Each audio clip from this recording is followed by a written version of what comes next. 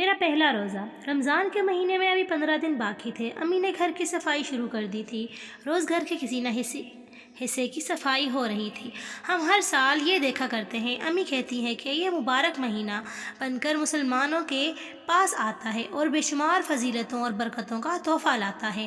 میں چونکہ رمضان کی آمد سے قبل ہی امی سے کہہ چکا تھا کہ مجھے اس بار روزہ ضرور رکھوائیے گا۔ پہلے تو انہوں نے یہ کہہ کر مجھے ٹالنا چاہا کہ ابھی تمہاری عمر کم ہے، ذرا اور بڑے ہو جاؤ، مگر میرا اصرار دیکھ کر انہوں نے حامی بھر لی۔ رمضان کا چاند نظر آیا تو سب گھر والوں کی خوشی دیکھنے کے قابل تھی۔ خوش تو میں بھی بہت تھا کہ رمضان کی بہاریں دیکھنے کو مل رہی ہیں۔ سب گھر والوں نے ایک دوسرے کو رمضان کے مہینے کی مبارک دی۔ امی نے پیار بھری نظروں سے مجھے دیکھا اور کہا، جب چھٹا روزہ ہوگا تو تم اپنا پہلا روزہ رکھ لینا، اس روز ہم تمہاری روزہ گشائی کریں گے۔ امی، کل کیوں نہیں؟ میں نے پوچھا تو انہوں نے پیار سے میرے سر پر ہاتھ پھیرا اور کہا، بیٹا، روزہ گشائی کی تیاری اور مہمانوں کو دعوت دینے میں کچھ وقت تو لگے گا، آخر وہ دن آ ہی گیا۔ سحری تو میں روز ہی کرتا تھا، مگر آج کی سحری کا خاص ہی اہتمام تھا۔ سب گھر والے مجھے کھلانے پر زور دے رہے تھے۔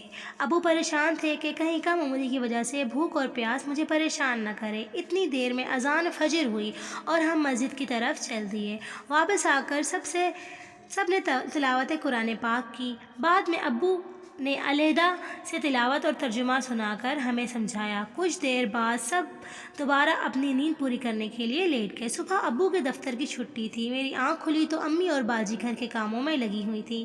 امی نے شفقت بھری نظروں سے مجھے دیکھتے ہوئے کہا، جاؤ سو جاؤ، میں ظہر کے وقت تمہیں جگا دوں گی۔ مگر میری نیند تو پوری ہو چکی تھی، اس لیے میں پڑھائی میں مصروف ہو گیا۔ میں امی اور باجی کو دیکھنے لگا کہ وہ کس شوق سے مہمانوں کے لیے اہتمام کرنے میں مصروف تھیں۔ دوپہر کے وقت پیاس اور بھوک کا احساس ہوا، مگر میں نے روزے کا تصور کر کے اسے کوئی اہمیت نہ دی۔ روزوں کے تصور سے ہی میرا اول بے حد خوش ہوا۔ نماز ظہر کے بعد ایک بار پھر تلاوت قرآن پاک کا موقع ملا۔ اس کے بعد میں ہمدرد نو نہال کے لے کر مضامین اور کہانیاں پڑھنے لگا۔